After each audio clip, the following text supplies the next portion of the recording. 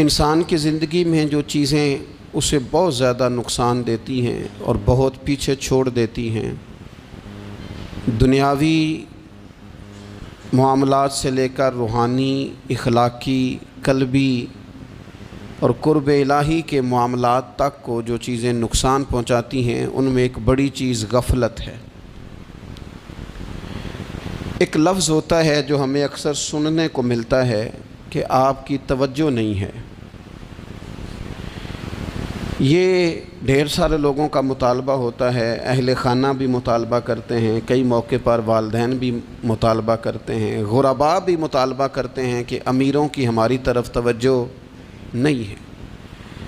اور یہ بڑی لازمی سی بات ہے کہ کسی چیز پر جب توجہ رہتی ہے تو وہ چیز بہتر ہو جاتی ہے، اور جب عدم توجہی کا لوگ مظاہرہ کرتے ہیں تو وہ معاملہ خراب ہو جاتا ہے۔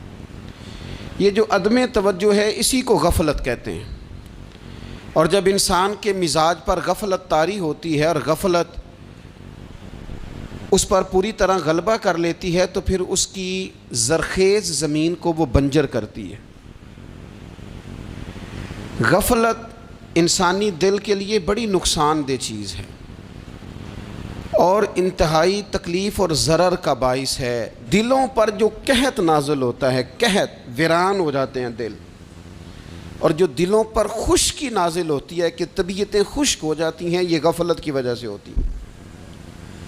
جو لوگ غافل ہو جاتے ہیں نا، اپنے معاملات کا دھیان نہیں رکھتے، دیکھیں نا، آپ کو کھانا کھاتے بھی غافل نہیں ہونا چاہیے۔ اگر کھانا بھی غیر معتدل کھا لیا جائے تو وہ انسان کی طبیعت کے لیے باعث ضرر بن جاتا ہے، نقصان کا باعث بنتا ہے۔ بات کرتے ہوئے بھی غافل نہیں ہونا چاہیے، کئی دفعہ جملے ایسے نکل جاتے ہیں جو انسان کے لیے پھر شرمندگی کا باعث بنتے ہیں۔ انسان کو غافل ہو کر کوئی کام نہیں کرنا چاہیے، غافل ہو کر، مدہوش اور بے ہوش ہو کر نہیں۔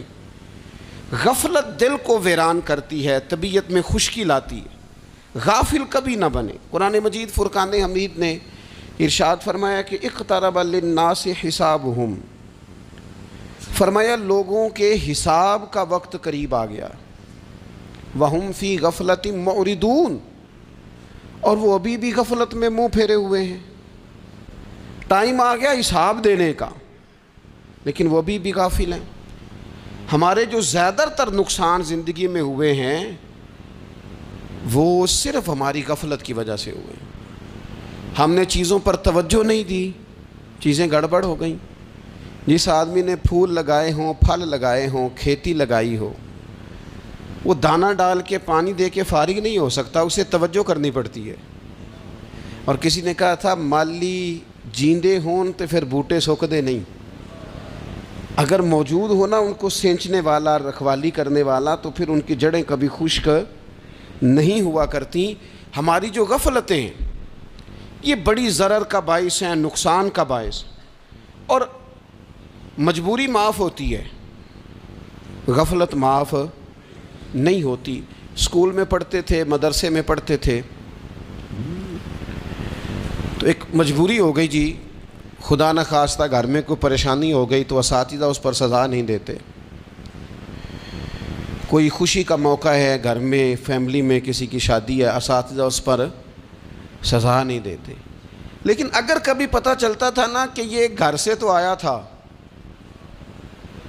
لیکن مدرسے نہیں آیا، یہ اسکول نہیں آیا، رستے میں غافل ہو گیا، تو یہ بات خوفناک تھی۔ یہ قابل سزا جرم تھا کہ تو غافل ہو گیا اپنی پڑھائی سے، تو گھر سے آیا اور یہاں نہیں آیا۔ غفلت قابل سزا ہوتی ہے، مجبوری کی معافی ہوتی ہے۔ ہمارا آج کل جو مسئلہ ہے وہ غفلت کا ہے۔ ڈھیر سارے لوگ ہیں، سمجھدار بھی ہیں، سیانے بھی ہیں، معاملہ فہم بھی ہیں، باشعور بھی ہیں، تعلیم کی ڈگریاں بھی رکھتے ہیں، لیکن اگر ان کی زندگیوں کی تکلیفوں کو دیکھا جائے اور بے آباد روح کو دیکھا جائے اور سجدوں سے ان کی دوری کو دیکھا جائے تو ایک ہی بات سمجھ میں آتی ہے کہ پتہ سارا ہے لیکن لے ڈوبی ہے غفلت، توجہ نہیں کی۔ لائق بچہ بھی نالائق ترین زندگی گزارتا ہے، اس لیے کہ اس کے لائق ہونے کے ساتھ ساتھ اس کا توجہ کرنا بھی تو ضروری ہے نا۔ نرے لائق کا کیا فائدہ اگر وہ محنتی نہیں، اگر وہ توجہ ہی نہیں کرتا، اپنا سبق دھیان سے سنتا پڑھتا ہی نہیں، تو جتنا مرضی لائق ہو پیچھے رہ جائے گا۔ اور کئی نالائق ہوتے ہیں، رٹا لگا کے پاس ہوتے ہیں، پر چلو رٹا تو لگاتے ہیں نا، محنت تو کرتے ہیں نا، جد و جہد تو کرتے ہیں۔ کئی نالائق جد و جہد کے باعث آگے گزر جاتے ہیں، اور کوئی اسی چکر میں رہ جاتے ہیں، میں بڑا لائق ہوں، کل پڑھ لوں گا، پرسوں پڑھ لوں گا، ہفتہ تیاری کر کے پاس ہو جاؤں گا۔ اپنی زندگی سے غفلت کا پردہ اٹھائیں، اور غفلت اس کے لیے فیصلہ کرنے کی ضرورت ہوتی ہے، پلاننگ کرنے کی نہیں، فیصلہ کرنے کی ضرورت ہوتی ہے کہ میں نے اب غفلت کرنی۔ ہم نہ جب بھی کوئی پروگرام بناتے ہیں تو منصوبہ بندی شروع کر دیں، منصوبہ بندی نہ کریں، فیصلہ کریں، کہیں کہ میں نے غافل نہیں ہونا۔ غفلت غرق دنیا کا نام ہے، اپنے آپ کو غفلت سے بچائیں۔ آپ دیکھیں حضرت کعب بن مالک رضی اللہ تعالیٰ عنہ فرماتے ہیں، بخاری میں موجود ہے، فرماتے ہیں کہ جنگ میں پیچھے رہ گیا تھا، میرا خیال تھا کل چلا جاؤں گا، گھوڑے اور سواریاں میرے پاس تیز ہیں، مضبوط ہیں، پرسوں چلا جاؤں گا، تیزی سے بھاگ کے میں پہنچ جاؤں گا، میں قافلے کے ساتھ شامل ہو جاؤں گا، لیکن بس تھوڑی سستی ہو گئی، ذرا غفلت ہو گئی۔ آپ فرماتے ہیں جب سب لوگ چلے گئے حضور علیہ السلام کے ساتھ جہاد میں اور میں پیچھے رہ گیا، تو پھر جب چند دن گزر گئے اور محبوب کے واپس آنے کا ٹائم ہو گیا، تو اب میں غور کرتا سمجھتا تو مجھے مدینے میں یہاں بزدل لوگ نظر آتے، اور کون نظر آتے؟ جو منافق تھے، وہ منافق بزدل دکھائی دیتے، یا مجھے عورتیں اور بچے دکھائی دیتے۔ میں پریشان ہوا، حضور واپس آ گئے۔ جنہوں نے بہانے کیے تھے نا منافقین نے، یہ مجبوری تھی اس لیے نہیں جہاد پہ گئے، یہ جنہوں نے بہانے کیے تھے انہیں مل گئی معافی، اور میں نے سچ بولا، میں نے کہا یا رسول اللہ میں غافل ہو گیا تھا۔ اب کہتے ہیں میں نے جب کہا نا حضور سستی ہو گئی تھی، ذرا غفلت ہو گئی، تو بندہ محبوب سے ہی غافل ہو جائے، بندہ وہیں سے غافل ہو جائے۔ جو دم غافل سو دم کافر، سانو مرشد اے ہو پڑھایا۔ جب کہا نا حضور وہ غلطی ہو گئی، کوئی مجبوری نہیں تھی، تو فرماتے ہیں باقیوں کو معافی مل گئی، میرے ساتھ حضور ناراض ہو گئے۔ ایک دن نہیں، 2 دن نہیں، 50 دن حضور ناراض رہے۔ مدینے کی گلیوں نے مجھے پہچاننا چھوڑ دیا، در و دیوار سے مجھے یوں لگتا تھا کہ میں پردیسی ہوں۔ فرماتے ہیں میں مسجد میں آتا تھا، میں جب محبوب کو دیکھتا تو حضور رخ انور پھیر لیتے، اور مجھے پتا تھا جب میرا چہرہ ادھر ادھر ہوتا تو پھر کریم رحمت کی نظر فرماتے۔ فرماتے ہیں 50 دن مسلسل، پھر مجھے حکم ہوا کہ بیوی بھی بھیج دو، میکے بچے بھی بھیج دو، ننہال یعنی تنہا رہ جاؤ۔ فرماتے ہیں وہ میں نے قید تنہائی کاٹی، لیکن شکر اللہ کا یہ ہے کہ میں سچا تھا، بس ذرا بھول گیا تھا، بس ذرا غفلت ہو گئی تھی۔ تو فرماتے ہیں پھر اللہ تبارک و تعالیٰ نے میرے اوپر فضل یہ فرمایا کہ میری توبہ کا اعلان رب نے قرآن مجید میں فرمایا۔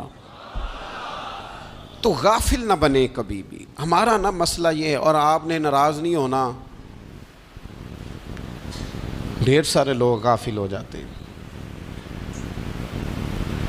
مالدار بھی غافل ہیں، صاحبان علم بھی الا ماشاء اللہ بہت ساری جگہوں پہ غافل ہیں۔ جن لوگوں کو 4 لوگ جاننے لگ جاتے ہیں، کوئی مقام حاصل ہو جاتا ہے، وہ بھی بہت ساری جگہوں سے غافل ہو جاتے ہیں الا ماشاء اللہ۔ غفلت بڑی تکلیف والا منظر ہے۔ جو لوگ سمجھتے ہیں نا میں اب گڈ بک میں آ گیا ہوں، اب میں اچھا ہو گیا ہوں، اب میرے لیے خیر کہا جاتا ہے، مجھے اچھائی شاید یہ مستقل میرے ساتھ رہے گی، تعریف ہی ہوگی ہمیشہ، وہ بھی غافل ہو جاتے ہیں۔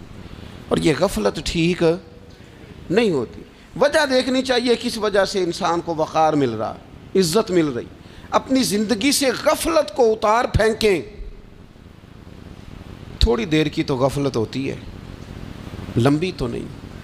2 منٹ کے لیے صرف اس نے ڈرائیونگ کرتے ہوئے چہرہ موبائل کی طرف کیا تھا، 2 ہی تو منٹ لگے تھے۔ لمحوں نے خطا کی تھی، صدیوں نے سزا پائی۔ لمحوں نے خطا کی تھی، صدیوں نے سزا پائی۔ ایک لمحے کے لیے غافل ہوئے تھے اور صدیاں، نسلیں روتی رہ گئیں پیچھے۔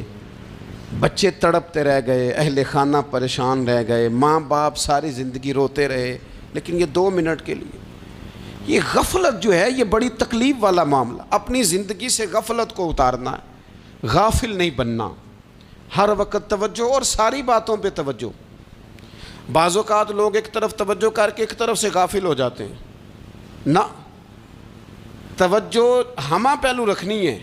ہمارے ذمے جتنے بھی حقوق ہیں ان سب پر توجہ، ہر چیز کا خیال، ایسا نہ ہو کہ عبادت کرتے رہ جائیں اور حقوق العباد ہم سے چھوٹ جائیں، اور حقوق العباد اتنے زیادہ ادا کریں۔ ایک صاحب مجھے کہنے لگے ایک دفعہ بڑے وثوق کے ساتھ، کہنے لگے جی معاذ اللہ ثم نہیں جی ٹائم ملتا پھر نماز دا کی کریے، روزی کمانا بھی تو عبادت ہے نا۔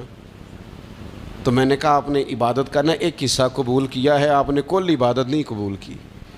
عبادت کل ہے، ہمہ پہلو، ایک حصہ آپ قبول کر کے نکل گئے اور باقی آپ نے چھوڑ دی۔ تو کسی ایک طرف سے بھی غافل نہیں ہونا، جتنی ذمہ داریاں ہیں، جتنی ڈیوٹیاں ہیں، ان سب کا خیال۔ اور جو بڑا آدمی ہوتا ہے، بڑا، گھر میں بڑا ہو، قبیلے میں بڑا ہو، علاقے میں بڑا ہو، ادارے میں بڑا ہو، کلاس میں بڑا ہو، جو بڑا ہے اس کی تو ساری آنکھیں کھلی ہوئی ہونی چاہیے، ایک ایک پر اس کی نظر ہونی چاہیے کہ میری کہاں ضرورت ہے، کہاں مجھے اشک شوئی کرنی ہے، کس کے ساتھ میں نے کس طرح محبت کا رویہ رکھنا ہے، غافل نہ بنے۔ اچھا جی اب کیسے پتہ چلے گا کہ ہم غافل ہیں؟ یہ کیسے پتہ چلے گا؟ آپ کسی بندے سے بھی پوچھ لیں حالات کیا ہیں تو کہتا ہے اللہ کا شکر ہے کبھی کسی کا دل نہیں دکھایا، اللہ کا شکر ہے جی زمانہ ہو گیا 5 نمازیں پڑھتا ہوں، اللہ کا شکر ہے جی۔ کیسے پتہ چلے گا غافل ہیں؟ پہلی علامت ہمارے علماء اور صوفیاء نے غافل بندے کی لکھی ہے۔ اس آئینے میں نے اور آپ نے اپنا آپ دیکھنا ہے۔ غافل بندے کی پہلی علامت یہ ہوتی ہے کہ وہ دنیاوی کاموں میں چست ہوتا ہے اور اللہ اور اس کے رسول کی فرما برداری میں سست ہوتا ہے۔ یعنی نماز کے وقت تو اسے نیند ستاتی ہے، پریشانی ہوتی ہے، لیکن اگر کسی جگہ مال مل رہا ہو، پیسے مل رہے ہوں، وہاں جانا ہو تو پھر اسے کوئی چیز بھی تنگ نہیں کر۔ دنیاوی کاموں میں چست ہوگا، یعنی ٹی وی کے آگے، موبائل کے آگے وہ گھنٹوں بیٹھا ہوا ہے، اور اگر اسے 25 منٹ قرآن پاک سننا پڑ جائے، اگر اسے 20 منٹ دینی محفل میں بیٹھنا پڑ جائے، اگر اسے کہا جائے کہ تو 20 رکعت نماز نفل ادا کر، دنیاوی کاموں میں چست ہے، دینی کاموں میں، یہ غفلت کی پہلی علامت۔ پھر ذاتی معاملات پہ پیسہ خرچ کرنا ہو تو ڈھیر سارا ہے، کسی غریب کی مدد کرنی ہو تو۔ وہ ہمارے ایک دوست ہیں، وہ اکثر کہا کرتے ہیں، وہ کہتے ہیں آج کل کسی سے کہنا فلائی کام میں، دینی کام میں، کسی کی مدد میں کچھ 4 پیسے خرچ کرنے ہیں تو لوگ کہتے ہیں ہاتھ تنگ ہے۔ ہاں کوئی سستا پلاٹ ملتا ہو نا، اور اگر یہ سمجھ آ جائے کہ وہ مجبور ہے بیچارہ بیچنے والا، تو پھر کہتے ہیں میں 2-3 دوستوں کو پھاڑ لے سن۔ ذاتی کاموں میں جب بندہ چست ہو اور دینی کاموں میں سست ہو تو مطلب یہ ہے کہ بندہ غافل ہے۔ پہلی علامت غفلت کی۔ اور غفلت کی دوسری نشانی یہ ہے کہ انسان گناہ کے کاموں کو معمولی سمجھنے لگ جاتا ہے، یہ غافل بندے کی نشانی ہے۔ گناہ کو معمولی سمجھتا ہے، چھوٹا سمجھتا ہے۔ آج کل لوگ کہتے نہیں میں کو اکیلا کر رہا ہوں، ساری دنیا ہی کرتی ہے۔ اور جناب کیا ہو گیا اگر یہ غلطی ہو گئی تو بندے سے ہو ہی جاتا ہے۔ گناہ کو معمولی سمجھنا، چھوٹا سمجھنا، اور کہنا پھر کیا ہو گیا ہے، انسان سے غلطی ہو جاتی ہے۔ آپ دیکھ لیں کہ سینکڑوں بیسیوں گناہوں کا بوجھ ہمارے سروں پہ ہوتا ہے، لیکن کوئی ہمارا دبدبہ ہے، کوئی ہماری گفتگو ہے، کوئی ہمارے جملوں میں خود پسندی ہے، کوئی ریاکاری ہے، کوئی تصنع ہے۔ یہ غافل بندے کی علامت ہے۔ نبی اکرم صلی اللہ تعالیٰ علیہ وآلہ وسلم نے فرمایا مومن اپنے گناہوں کو پہاڑ کی طرح سمجھتا ہے، یہ بخاری میں حدیث ہے۔ مومن پہاڑ کی طرح جانتا ہے اور وہ ڈرتا ہے کہ کہیں وہ پہاڑ اس کے اوپر گر نہ جائے، یعنی کہیں مجھے میرے گناہ کی سزا نہ مل جائے۔ چھوٹے گناہ کو بھی پہاڑ جانتا ہے، یار مجھ سے غلطی ہو گئی، مجھے ٹھیک کر لینی چاہیے، مجھے معافی لے لینی چاہیے، مجھے توبہ کر لینی چاہیے۔ مومن اپنے اوپر گناہ کو پہاڑ کی جانب سمجھتا ہے۔ اور حضور علیہ الصلوۃ والسلام فرماتے ہیں کہ یہ جو فاسق اور فاجر ہوتا ہے نا، اللہ کا نافرمان، یہ گناہ کو مکھی کی طرح سمجھتا ہے، یہ سمجھتا ہے میں نے اشارہ کرنا ہے مکھی نے اڑ جانا ہے۔ مومن کی علامت یہ ہے کہ وہ پہاڑ جانتا ہے اگر غلطی ہو جائے تو پہاڑ۔ امام اعظم ابو حنیفہ رحمۃ اللہ علیہ گزر رہے تھے تو بارش ہو گئی تھی اور کوفہ میں کیچڑ تھا، تو آپ نے جو جوتے پہنے ہوئے تھے ان جوتوں سے چلتے ہوئے نا آپ کے پاؤں سے کچھ مٹی اڑی، تو سامنے ایک یہودی تھا، اب اس زمانے میں دیواریں کچی ہوتی تھیں، اس کے دیوار پر جا کے وہ مٹی جو تھی وہ لگ گئی۔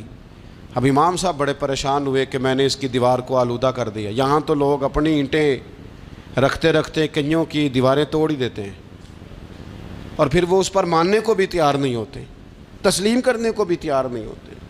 وہ کہتے ہیں پھر کیا ہو گیا، اب ہمارا یہاں گھر ہے تو ہم نے ٹرالی منگوانی نہیں تھی، ہمارا حق بنتا تھا۔ امام صاحب کے پیروں سے ذرا کیچڑ اڑا، یہودی کی دیوار پہ لگا، اس کی کچی دیوار تھی۔ امام صاحب پریشان ہو گئے، سوچنے لگے کہ اگر میں دیوار سے یہ کیچڑ اتارتا نہیں تو یہ بھی زیادتی ہے، میں نے اس کی دیوار کو گدلا کر دیا، اور اگر میں اتارتا ہوں تو کچھ مٹی اس کی دیوار کی بھی اتر جائے گی، کچی دیوار ہے، یہ بھی زیادتی ہے۔ مومن گناہ کو پہاڑ کی طرح سمجھتا ہے کہ کہیں گر نہ جائے، اس کی بھی کہیں سزا نہ مل جائے۔ امام صاحب نے اس کے دروازے پہ دستک دی، وہ باہر آیا تو اتفاق سے وہ آپ کا مقروض بھی تھا، اس نے پیسے دینے تھے۔ باہر نکلتے ہی کہنے لگا اوہ آپ تو قرض لینے آ گئے، میرے پاس تو ابھی گنجائش نہیں ادا کرنے کی۔ تو امام صاحب کہنے لگے تو قرض چھوڑ، وہ میں نے معاف کیا، میرے سے غلطی ہو گئی ہے، میں آ رہا تھا، لکڑی کے جوتے اس زمانے میں کھڑاؤں لوگوں نے پہنے ہوتے تھے، کہا وہ میرے پیروں سے ذرا کیچڑ اڑا ہے، تیری دیوار پہ لگ گیا ہے، اب میں بڑی دیر سے کھڑا سوچ رہا ہوں کہ اگر میں تیری دیوار صاف نہ کروں تو میں نے یہ میلی کر دی، گدلی کر دی، یہ بھی بات درست نہیں ہے، زیادتی، اور اگر میں اسے صاف کرتا ہوں کچی دیوار سے کچھ مٹی اتر جائے گی تو یہ بھی زیادتی ہے، اب تو بتا میں کیا کروں۔ تو بے موسمہ پھل تھا نا یہ، تو بے موسمہ پھل دیکھ کے بندہ حیران ہو جاتا ہے، جو باتیں روٹین میں نہ ہو رہی ہوں وہ ذرا انوکھی لگتی ہیں، بندہ حیران ہو گیا، غور سے امام صاحب کا چہرہ دیکھنے لگا، غور سے چہرہ دیکھنے لگا، اور پھر تھوڑی دیر سوچنے کے بعد کہنے لگا حضور پہلے میں نے دین اسلام کے بارے میں پڑھا اور سنا تھا، آج میں نے دین دیکھا ہے۔ پہلے میں نے سنا تھا کہ دین اسلام اس طرح کا ہے، آج میں نے دین۔ ہم نہ پوری دنیا کے کافروں کو دین سنانا چاہتے ہیں، دکھانا نہیں چاہتے، ہم نیک نظر آنا چاہتے ہیں، نیک بننا نہیں چاہتے، ہم نیک نظر آنا چاہتے۔ نتیجہ کیا نکلتا ہے کہ کچھ عرصے کے بعد پتہ چل جاتا ہے بندہ کس لیول کا نیک ہے، کیا معیار ہے اس کی نیکیوں کا۔ کہنے لگا حضور پہلے میں نے دین سنا تھا، آج دیکھا ہے۔ آپ وہ مٹی کی دیوار پر جو کیچڑ لگ گیا ہے، دیوار کو بعد میں صاف کیجئے گا، پہلے کلمہ پڑھائیں تاکہ میرے اندر کا کفر صاف ہو جائے، مجھے مسلمان کر دیں۔ تو غافل آدمی جو ہوتا ہے نا وہ پھر تیسری بات، جب بندہ بہت زیادہ غافل ہو جاتا ہے پھر اعلانیہ گناہ کرنے لگتا ہے۔ ایک گناہ پھر اس کا اظہار گناہ، ایک بندہ حدیث پاک میں آتا ہے، ایک بندہ رات کو کوئی غلطی کرتا ہے، اللہ تعالیٰ اس پہ پردہ ڈال دیتا ہے، لیکن وہ سویرے خود لوگوں کو بتاتا پھرتا ہے میں نے یہ کیا، میں نے یہ کیا۔ جب آپ اظہار گناہ کرتے ہیں نا تو سامنے والا بھی دلیر ہوتا ہے، کہتا ہے اس نے کیا میں کر لوں گا تو پھر کیا ہوا۔ ہمارے علماء نے لکھا ہے کسی کی نماز قضا ہو جائے تو کسی کو بتائے نہ، قضا پڑھ ڈالے، اس کا جگہ جگہ ذکر نہ کرے۔ جب آپ کہیں گے نا میری قضا ہو گئی تو آپ کے ساتھ رہنے والا بچہ دوست سمجھے گا یار اس کی قضا ہو گئی ہے تو میری بھی ہو جائے گی تو کیا ہوا۔ گناہ کرنا بھی گناہ ہے اور گناہ کا اظہار بھی گناہ ہے۔ نبی اکرم صلی اللہ تعالیٰ علیہ وآلہ وسلم نے ارشاد فرمایا میری ساری امت کو معافی مل جائے گی سوائے ان لوگوں کے جو اعلانیہ گناہ کرتے ہیں۔ یہ بخاری مسلم دونوں میں حدیث موجود ہے۔ جو اعلانیہ گناہ، جنہوں نے خود ساری دنیا کو گواہ بنا لیا، میں نے یہ بھی جرم کیا، یہ بھی کیا، یہ بھی کیا، یہ بھی کیا، خود انہوں نے لوگوں کے، بہت بڑے غافل آدمی کی علامت ہے کہ گناہ کرے اور پھر اوپر سے اعلانیہ گناہ کرے، اتنا بڑا جرم کرے۔ پھر چوتھی علامت اگر ہم دیکھنا چاہیں کہ ہم غافل تو نہیں. تو غافل بندے کی چوتھی علامت یہ ہوتی ہے کہ وہ فضول کاموں میں وقت بڑا ضائع کرتا ہے. فضولیات میں ادھر بیٹھے ہیں ادھر بیٹھے ہیں, یہاں گپ شپ ہو رہی ہے, وہاں موبائل دیکھا جا رہا ہے, پھر کچھ ٹائم ملا ہے تو پھر کہیں دور دراز کسی ہوٹل پہ کھانا کھانے چلے گئے, پھر کچھ ٹائم ملا تو چلو نکلتے ہیں ذرا کوئی ہفتہ سیر کر آتے ہیں, یہاں گپ شپ ہے, فلاں کو ڈسکس کر لیتے ہیں, فلاں کے بارے میں بات کر لیتے ہیں, سیاسی تبصرے کر لیتے ہیں, یہ تھوڑی گفتگو ہو جاتی, چلے محلے داروں پہ تبصرہ شروع کرتے ہیں, کون روٹی زیادہ کھا رہا ہے اور کس کے پاس پیسے زیادہ آ گئے, چلو جا کے پتہ کرتے ہیں. حالانکہ یہ پتہ نہیں کرنا چاہیے تھا, پتہ تو اس کا کرنا چاہیے تھا جو بیچارہ کل سے بھوکا ہے. خبر تو اس کی رکھنی چاہیے تھی جس بیچارے کے گھر میں بچوں کے لیے پہننے کو کپڑے موجود نہیں ہیں. اس پر تبصرہ یہ کرتے ہیں کہ یہ محنت کیوں نہیں کرتے, اور اگر کسی پر اللہ عطا کر دے پھر حساب ضرور لگاتے ہیں کہ ذرا معلومات کرو یہ اتنی جلدی آگے کیسے نکل گئے. غافل بندے کی علامت ہے وقت کا ضائع کرنا اور فضول کاموں میں ضائع کرنا اور بلا وجہ ضائع, اور ایسے سوالات کرنا جن کی ضرورت ہی کوئی نہیں, بالکل ضرورت ہی نہیں, کوئی مطلب ہی نہیں, لیکن ہم لوگ وقت ضائع. یہ غفلت کی علامت, غفلت. اللہ والوں کی علامت کیا تھی؟ ایک بات انہوں نے زندگی میں لے لی, سیکھ لی, پھر ساری زندگی اسی پہ گزار دی. ان کا ارادہ تھا نا کشکول سیدھا کیا. کچھ لوگ ساری زندگی لیکچر قبول لے کے سن کے پھر بھی سمجھنے کو تیار. یہ غافل دل کی علامت ہے. اس لیے نبی پاک صلی اللہ تعالیٰ علیہ وسلم نے فرمایا دو نعمتیں ایسی ہیں جن میں اکثر لوگ غفلت میں ہیں, ایک صحت اور دوسری فراغت. لوگ بلا وجہ وقت ضائع کرتے ہیں. اللہ نے صحت دی ہے, کسی خیر کے کام میں لگائیں. اگر آپ کے پاس فارغ وقت ہے تو قرآن پاک کو یاد کریں, ترجمہ اور تفسیر سے پڑھیں, محبوب پاک علیہ السلام کی احادیث کو یاد کریں, اللہ والوں کی باتیں سنیں. وقت ملے تو عبادات میں لگائیں, نوافل میں لگائیں, تلاوت میں لگائیں, ذکر اذکار میں لگائیں, اور پھر اللہ مزید توفیق عطا کرے تو کسی کے بھلے میں وقت لگائیں. گلی سے کوئی کانٹا اٹھائیں, کوئی روڑا اٹھائیں, کوئی کسی کی مدد کریں. لیکن یہ غافل ہونے کی علامت ہے کہ اپنے وقت کو ضائع کرنا. اور پھر اسی طرح غفلت کی پانچویں علامت یہ ہے کہ اگر بندے کو دنیا سے پورا پیار ہو جائے, یعنی شب قدر میں بھی آ کے کہتا ہے یا اللہ کبھی پیسے دے دینا, شب برات والے دن بھی کہتا ہے کہ مالک اگر کبھی کوئی ایسا سبب لگ جائے نا, یعنی بیت اللہ شریف کے سامنے کھڑے ہو کے بھی اگر اس نے مال ہی مانگنا ہے وہاں بھی اس نے یہی سوال کرنا ہے, حب دنیا اتنی غالب آ جائے. تو یہ غافل ہونے کی علامت. دنیا ضرورت ہے, مقصد نہیں ہے. دنیا کی حاجت ہے, مقصد نہیں ہے. یہ مقصود نہیں.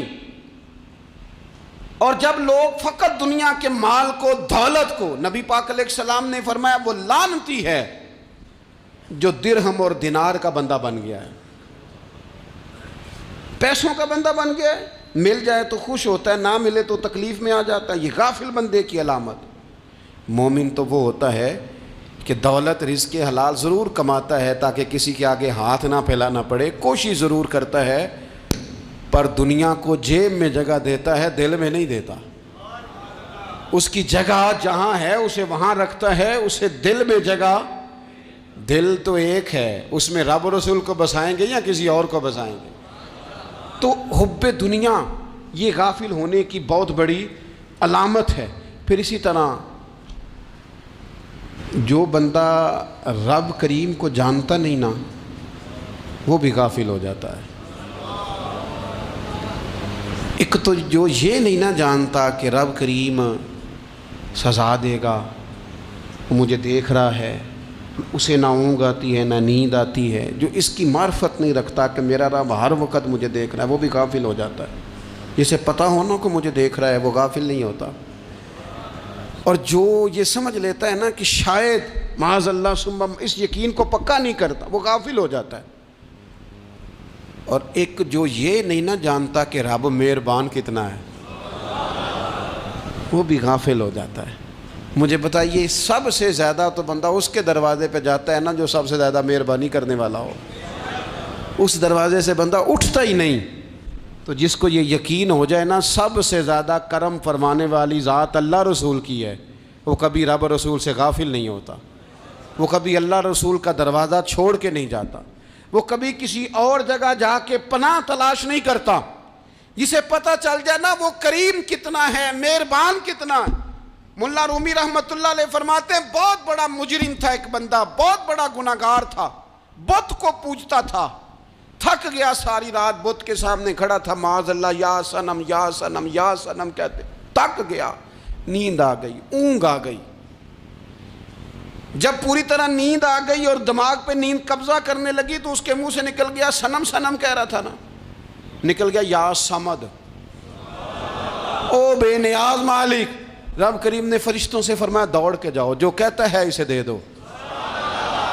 فرشتے کہنے لگے مالک وہ تو بت کو پکار رہا تھا، اس نے تو غلطی سے نام لیا ہے۔ فرمایا مجھے نہیں پتا، لیکن دیکھو نا اس نے مجھے پکارا تو ہے نا، کتنی دیر سے جھوٹے کو پکار رہا تھا، اس کا معاملہ حل نہیں ہوا۔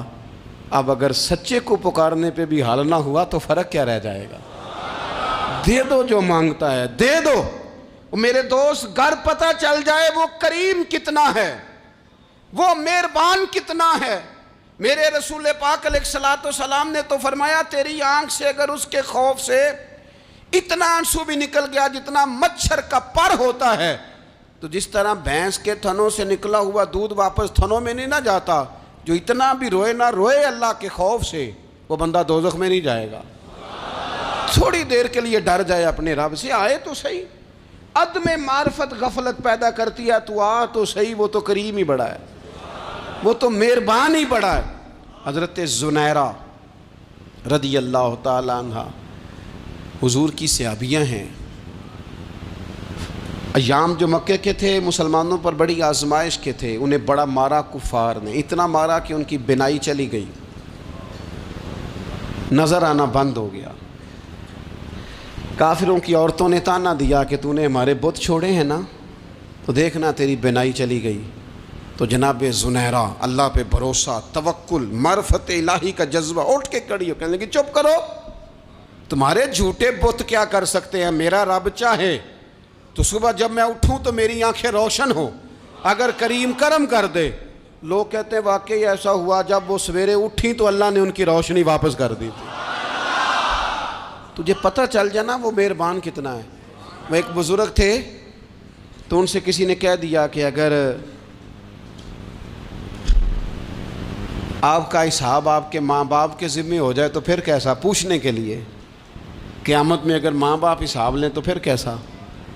تو بڑے سیانے لوگ تھے جو دل والے تھے، کہنے لگے نہیں، رب کریم ہی ٹھیک ہے، اس لیے کہ وہ ماں باپ سے کہیں بڑھ کر پیار کرنے والا ہے۔ اگر یہ معرفت مل جائے وہ کریم کتنا ہے۔ اور جب بندہ پوری طرح اس کی بارگاہ میں آ کے تڑپ جاتا ہے نا، مولا میں جاؤں کدھر، تیرا دروازہ چھوڑ کے جاؤں کدھر۔ اقبال کہتے ہیں وہ ایک سجدہ جسے تو گراں سمجھتا ہے، 1000 سجدوں سے دیتا ہے آدمی کو نجات۔ تجھے جگہ جگہ جھکنا نہیں پڑے گا اگر تو صحیح معنوں میں اپنے رب کی بارگاہ میں جھک جائے۔ تو میرے عزیز کوشش کریں کہ اس کی معرفت، اس کا کرم، اس کی عطا اور اللہ تبارک و تعالیٰ کے حاضر و ناظر ہونے پر عین الیقین، حق الیقین حاصل کریں۔ اور پھر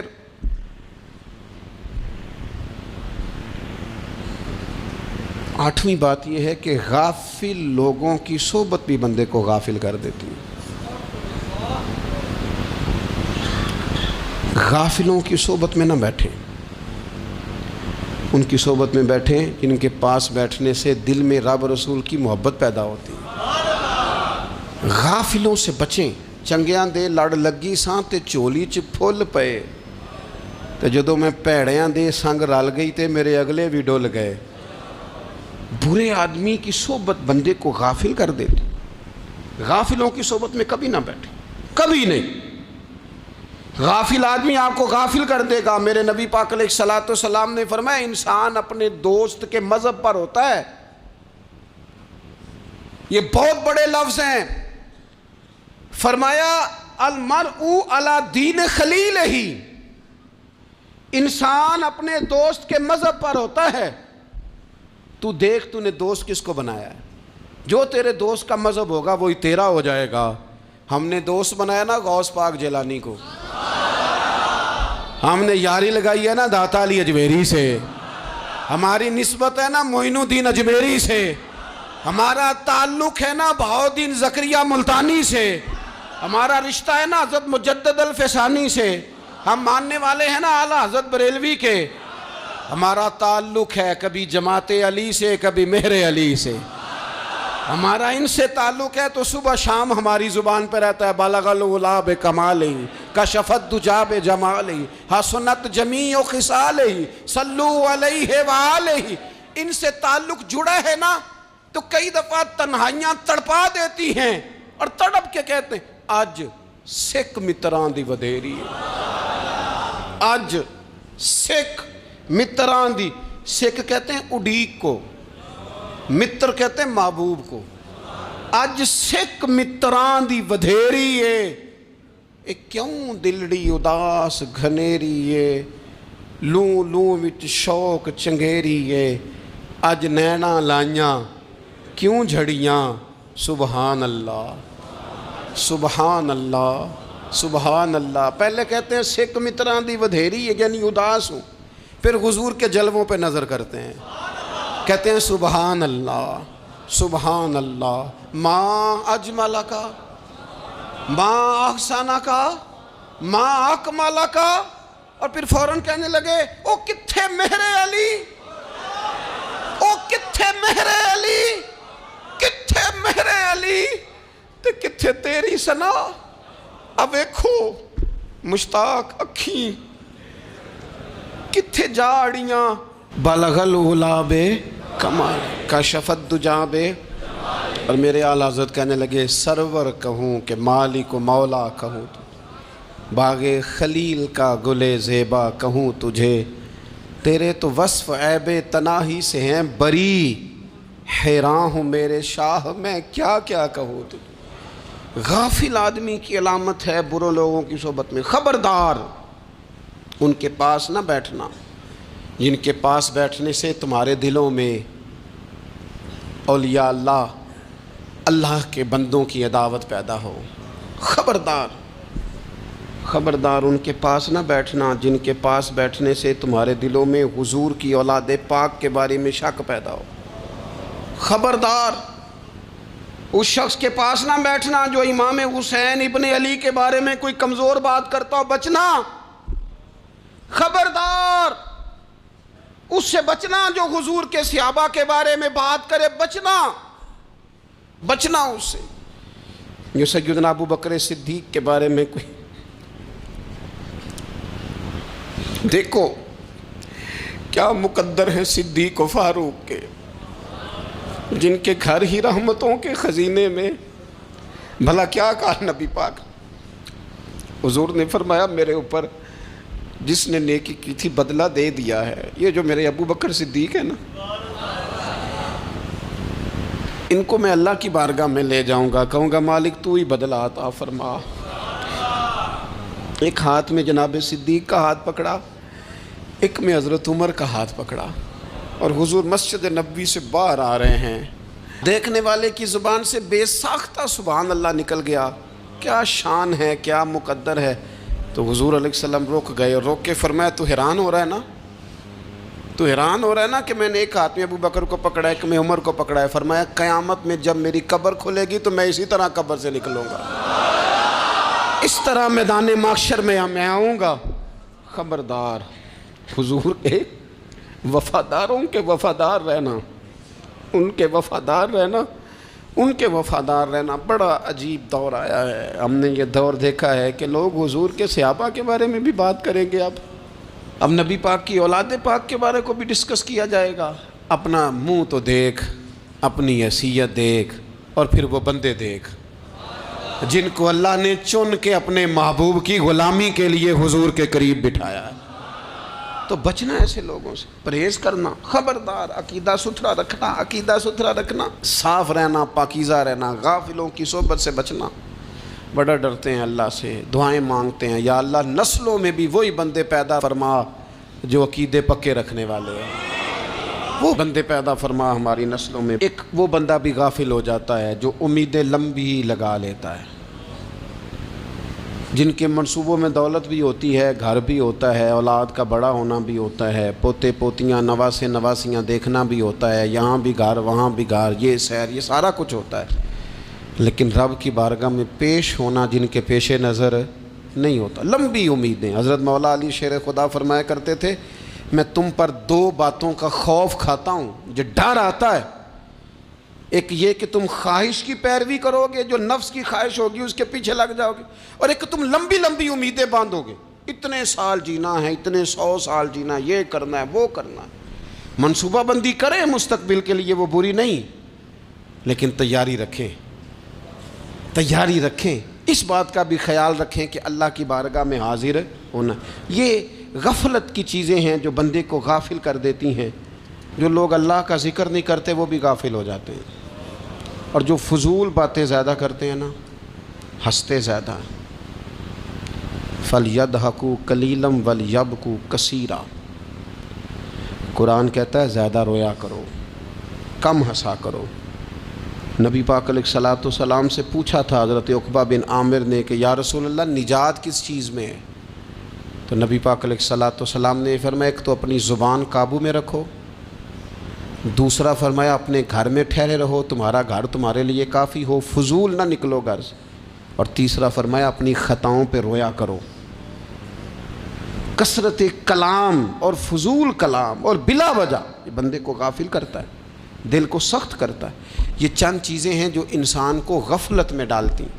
اپنے آپ کو ان چیزوں سے بچائیں اور غفلت کو توڑیں۔ آپ کے ذمے، میرے ذمے جو حقوق العباد ہیں ان کا پتہ کریں، جو اللہ رسول کے حقوق ہیں ان کی خبر دیکھیں، ہماری جو ذمہ داریاں ہیں ہم کس طرح انجام دے رہے ہیں اس پر توجہ کریں، اپنے معاملات کو ٹھیک کریں۔ ہم انسان ہیں، کوتاہیاں تو رہ جائیں گی، لیکن جب کوشش کریں گے تو پھر رب تعالیٰ مدد بھی فرمائے گا۔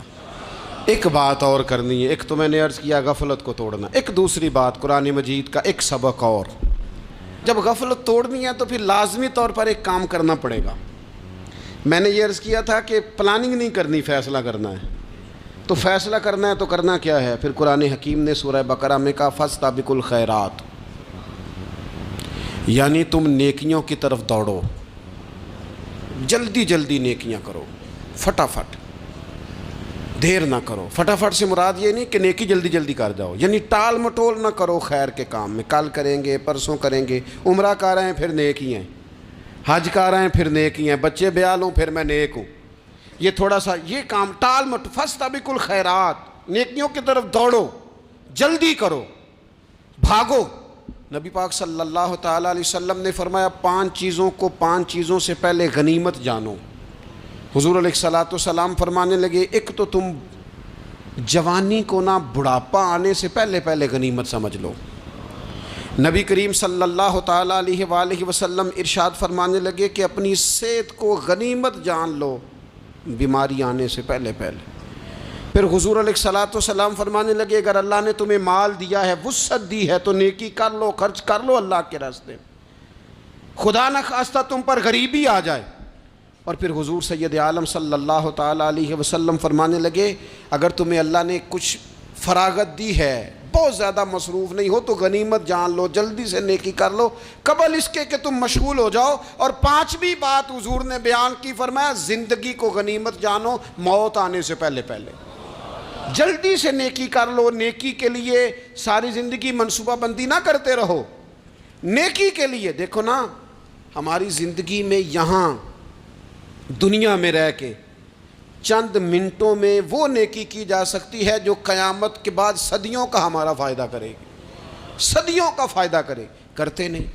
پلاننگ کر رہے ہیں، منصوبہ بندی کر رہے ہیں، بس تیاری کر رہے ہیں، بس حضرت آپ دعا کر دیں، اللہ تعالیٰ دعائیں بھی قبول فرمانے والا ہے، لیکن جو نیکی نصیب ہوتی ہے اسے جلدی سے کر گزریں، اسے فٹافٹ کریں۔ میں ایک گاؤں میں گیا، اب تو خیر وہ دور نہیں رہا، یہ 10-15 سال 20 سال پہلے نا جو نوجوانوں کی مصروفیات ہوتی تھیں ان میں سے ایک مصروفیت یہ ہوتی تھی کہ گندم لے کے چکی پہ جانا ہے، آٹا پسوا کے لانا ہے۔ یہ ایک بڑی، چونکہ سبھی گھروں کے اندر سال کے لیے گندم سٹاک کر لی جاتی تھی، تو گندم لے کے جانا یہ ایک ڈیوٹی ہوتی تھی۔ ایک نوجوان ایک گاؤں میں، اس کی مجھے تعریف سننے کو ملی، تو ایک بوڑھی اماں کہنے لگی یہ تو بڑا نصیباں والا ہے، سارے دا آٹا پیا لے ہوندا ہے۔ اور آتے جاتے پوچھ لیتا ہے کہ اماں کوئی کہنے لگی میرے بچے باہر ہوتے ہیں، یہ مجھے دوائی بھی لا دیتا ہے شوگر کی، میں مریضہ ہوں۔ یعنی خیر جتنی ہو سکے، جتنی۔ میرے ایک سنگی ہیں تو سڑک پہ کوئی بندہ کھڑا ہوتا ہے نا، اللہ تعالیٰ انہیں سلامت رکھے، بندہ کھڑا ہوتا ہے تو کہتے ہیں میں اس سے پوچھ لیتا ہوں بابا جی کدھر جانا ہے، فلانی جگہ جانا ہے، تو کہتے ہیں میں موٹر سائیکل پہ بٹھا لیتا ہوں۔ بندہ دیکھ کے مجھے سمجھ آ جاتی ہے ضرورت مند ہے، کوئی چور نہیں، کوئی ڈاکو نہیں، ضرورت مند ہے۔ میں اسے منزل تک، نیکی جتنی میسر آئے، جس حد تک میسر آئے۔ کیا کہا ہمارے نبی پاک علیہ السلام نے؟ حضور نے ہم سے فرمایا کچھ نہ ہو سکے تو بات ہی مسکرا کے کر لینا، اس پر ہی اللہ صدقے کا ثواب عطا کر۔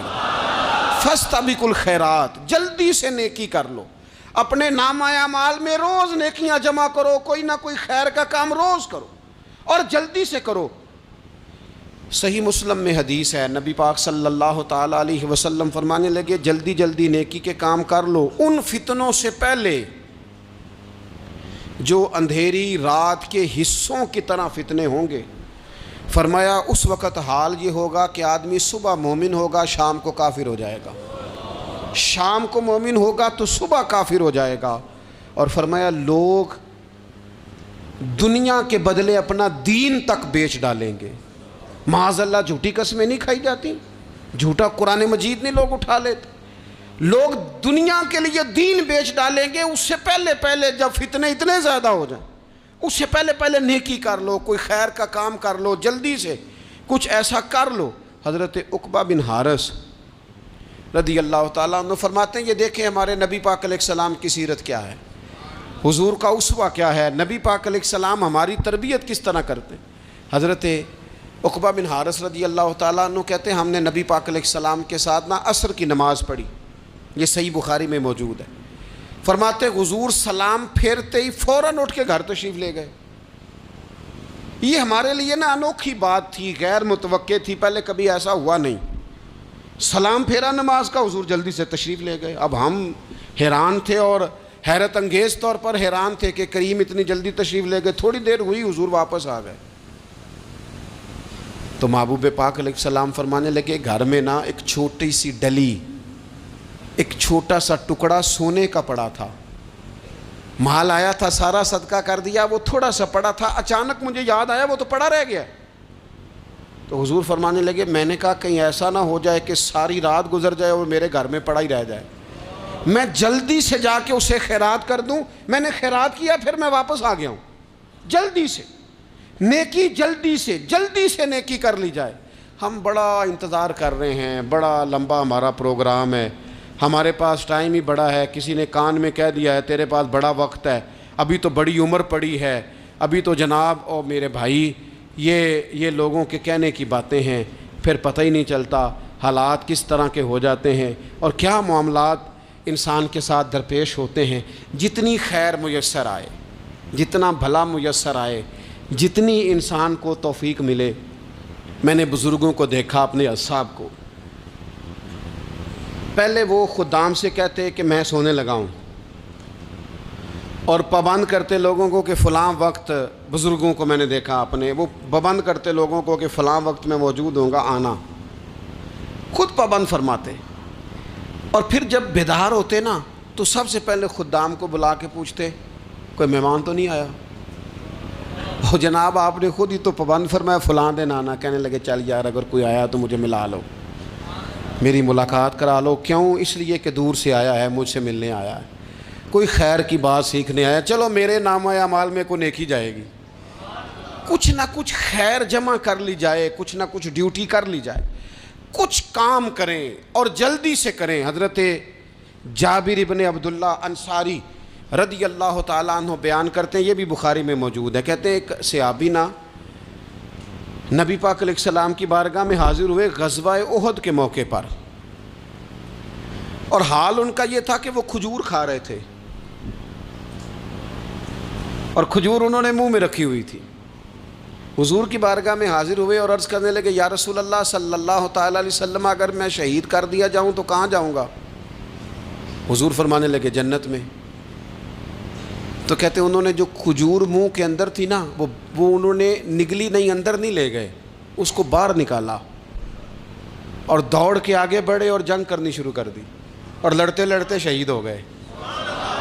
کیا سبق دیا انہوں نے؟ سبق یہ دیا کہ نیکی کرنے میں اتنی دیر بھی نہیں کرنی جتنی کھجور کھانے میں دیر لگتی ہے۔ جلدی سے نیکی کرنی ہے، فٹافٹ نیکی کرنی، اس کے اندر ٹال مٹول نہیں کرنا۔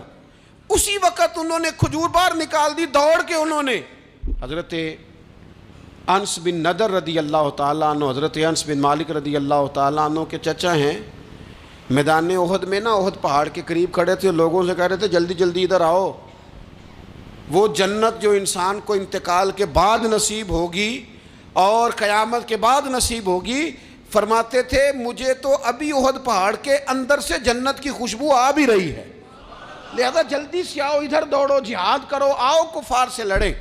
تو نیکی میں دیر نہیں کرنی، جو نیکی میسر آتی ہے، جس کو میسر، ماں باپ میسر ہیں تو خدمت کر لیں، اہل خانہ ہیں تو حسن سلوک کر لیں، اللہ نے اولاد دی ہے تو اچھی تربیت کر لیں، دوست ہیں تو خیر خواہی کر لیں، اگر آپ کو اللہ رمضان عطا کرتا ہے تو زیادہ سے زیادہ اس کی عبادت کر لیں، اگر نظر ٹھیک ہے تو تلاوت زیادہ سے زیادہ کر لیں، زبان چلتی ہے تو رج رج کے مدینے والے محبوب پہ درود و سلام پڑھ لیں، اللہ تعالیٰ کا ذکر کر لیں، جلدی سے خیر جمع کریں، اپنے وقت کو ضائع نہ کریں۔ یہ آج کا سبق ہے کہ ایک تو ہم نے فیصلہ کرنا ہے کہ بس غفلت نہیں، اب غفلت، اب انشاءاللہ اللہ اللہ کرنی ہے، اب کوئی خیر کا کام کرنا ہے۔ میرے حضرت کا ایک جملہ کبھی نہیں بھولنا، فرمایا کرتے تھے زمین کے اوپر کام، نیچے جا کے آرام، یہ چھوڑ دیں، اتنے گھنٹے سونا ہے تو یہ کرنا ہے تو میری نیند میں دخل کوئی نہ ڈالے، پھر سوتے ہی رہ جائیں گے، سوتے ہی رہ جائیں۔ زمین کے اوپر کام اور نیچے جا کے جاگنا ہے، جاگ لے افلاک کے سائے تلے، پھر حشر تک سوتا رہے گا خاک کے سائے تلے۔